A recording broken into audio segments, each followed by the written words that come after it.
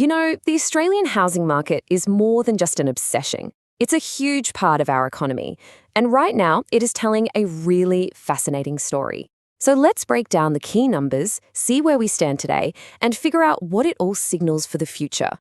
Okay, let's just jump right in with the single biggest, most mind-boggling number in Australian real estate. $12.2 trillion. That is the total value of every single home in the entire country. I mean, it's a figure so massive, it's kind of hard to even wrap your head around it. And to really put that number into perspective, check this out. The value of our homes doesn't just, edge out other big assets. It completely dwarfs our entire national retirement savings and the stock market combined. That really tells you how central property is to the whole Australian economy. So that $12 trillion figure, that's the foundation for everything else we're about to look at. With that incredible scale in mind, let's zoom in on the national picture. So what's the big headline for the last year? Well, from a national view, it's been a story of surprisingly consistent and, steady growth right across the board. In fact, that steady growth really added up. We saw a 7.5% annual gain. For the median Australian home, that meant its value went up by over $61,000. Just think about that for a second. That is a massive financial gain for the average homeowner in just 1 year. And this isn't old news, not at all. If you look at just the last 3 months, the market still grew by 3.1%. That tells us the momentum we saw across the whole year, it's still very much in play right now. And what's really fascinating is where this growth is happening. And the answer is, it's everywhere.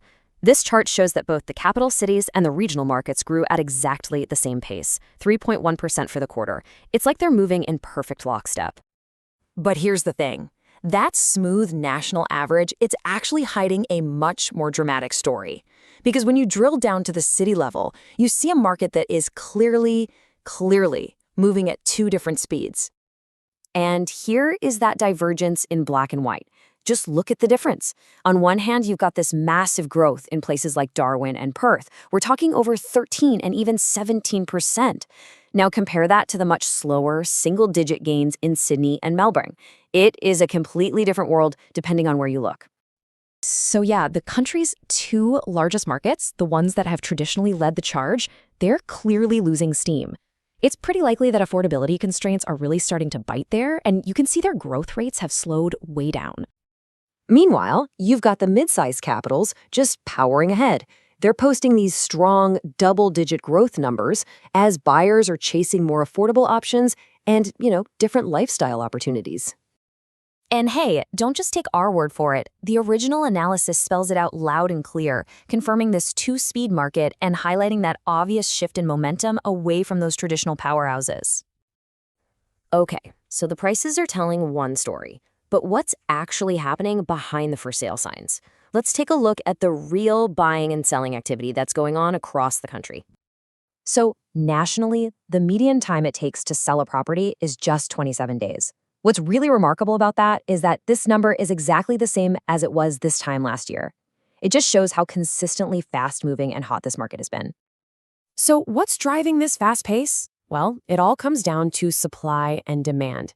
Even with a pretty decent flow of new listings hitting the market, buyer demand is just so strong that homes are being snapped up almost immediately. And that's keeping the total number of properties for sale, the overall supply, really tight. And a huge driver of that demand is coming from investors. Right now, they account for over 40% of all new home loans. That's their biggest slice of the market since way back in 2016. And it definitely adds some serious competitive pressure for regular owner-occupiers. Right, let's zoom back out for a second and try to understand the wider economic forces that are shaping all of these different trends we're seeing. What are the big levers at play? One of the biggest factors, of course, is the official cash rate. By keeping it on hold at 3.6%, the Reserve Bank is trying to walk this incredibly fine tightrope, controlling inflation without slowing the economy down too much. For homebuyers and homeowners, this has meant a period of relative stability in their mortgage rates. Okay, but despite those stable interest rates and the strong prices we've been talking about, there's a really crucial real-time indicator of market health that's starting to show the first signs of, a potential weakness up ahead.